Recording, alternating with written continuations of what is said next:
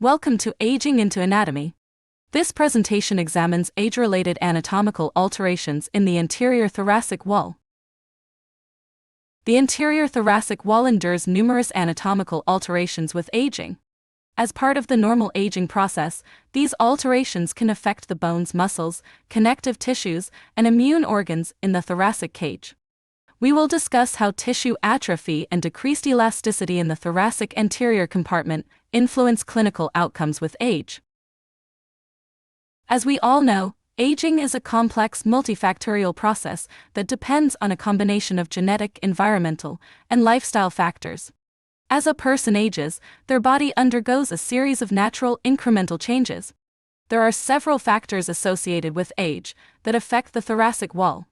For example, as people age, there is a natural decline in bone density, which can affect the dimension and shape changes of the thoracic cage.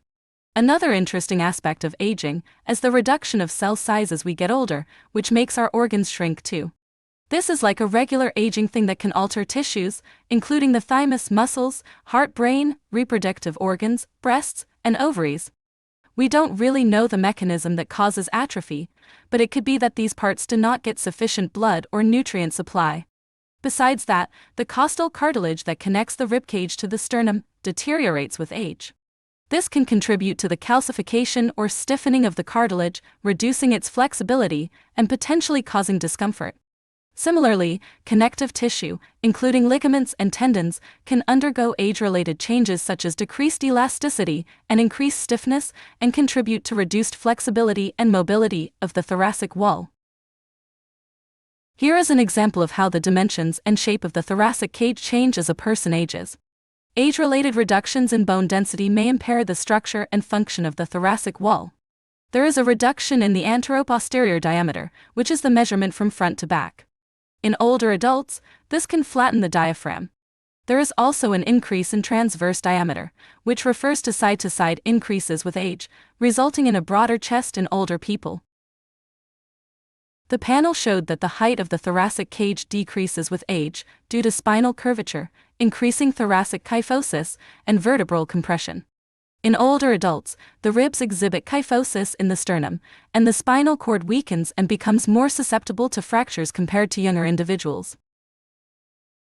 Calcification in rib cartilage refers to the deposition of calcium within the tissue. Calcification can occur naturally as a result of aging or due to particular underlying conditions. Panel demonstrates a positive correlation between age and costal cartilage calcification. In Panel A, the vertical axis shows the percentage of costal cartilage calcification in different age groups, classified by severity levels: mild, which has calcification spots at the costochondral junction; moderate, which has calcification spreading into the cartilage; and mart, which has extensive calcification in at least 6 costal cartilages. In Panel B, the ellipses on the X-ray picture of the rib cage show the locations of costal cartilage calcification. There are clinical outcomes such as chest pain, discomfort, or tenderness, limited chest expansion and restricted deep breathing, impaired rib motion, cosmetic changes, and a risk for rib fractures or pneumothorax associated with aberrant cartilage calcification. Interestingly, the xiphoid process is a small structure at the lower end of the sternum, as shown in Panel C. Aging causes the xiphoid process to ossify the sternum, which makes it bonier and more calcified. Older adults may have a more prominent xiphoid process. The xiphoid process undergoes changes as a person ages. Changes in the xiphoid process with age are usually harmless and not linked to clinical problems. However, discomfort or pain in the xiphoid process area can occur due to inflammation, trauma, or other causes. Interestingly, older adults showed marked variability in muscle fiber size with overall reduction compared to the adult group. Note the irregular outer borders of the muscle fibers. These effects on aging-induced elastic recoil result in a barrel-shaped thorax and a flattened diaphragm. The flatter diaphragm generates less muscular force, making breathing harder. The loss of elastic recoil results in the narrowing of small airways shown in the left panel, juvenile lung, the right panel, aged lung. The external and internal intercostal muscle fibers of the thoracic wall substantially impacted by aging, as represented schematically in Panel A. In Panel B, Cross-sections display human skeletal muscle fibers stained with hematoxylin and eosin. Where a 7-month-old infant shows small-sized muscle fibers with oval to round contours. 12-year-old child with enlarged muscle fibers. In a 35-year-old adult, the fibers display a polyhedral pattern with nuclei located at the outermost periphery.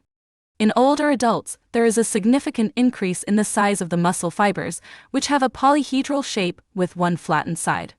Their nuclei appear as oval profiles at the periphery of each fiber.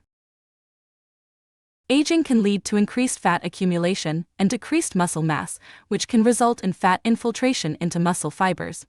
Sarcopenia and myasthetosis are muscle disorders that affect older adults. Sarcopenia refers to the decline of muscle mass associated with aging. The accumulation of fat within muscle tissue is referred to as myasthetosis. Myasthetosis and sarcopenia frequently co-occur in elderly individuals.